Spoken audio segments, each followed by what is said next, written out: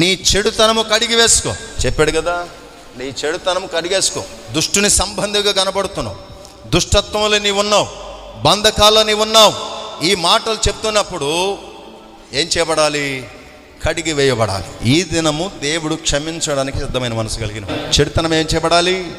మానబడాలి. నీ హృదయము దేవుని ఎదుట ఎలా కనబడట్లేదు? సరి అయిందిగా కనబడట్లేదు. నీ ఆలోచన కనబడట్లేదు, నీ ఉద్దేశాలు కనబడట్లేదు.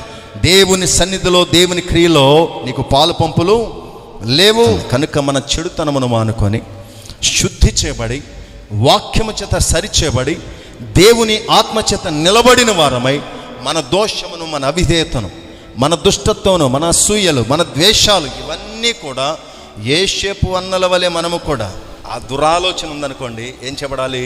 ఇప్పుడే విడిచిపెట్టాలి. నీ చెడుతనము మానుకొని కడగబడు. క్షమించడానికి దేవుడు సిద్ధంగానే ఉన్నాడు. ఈ దినమున నీవు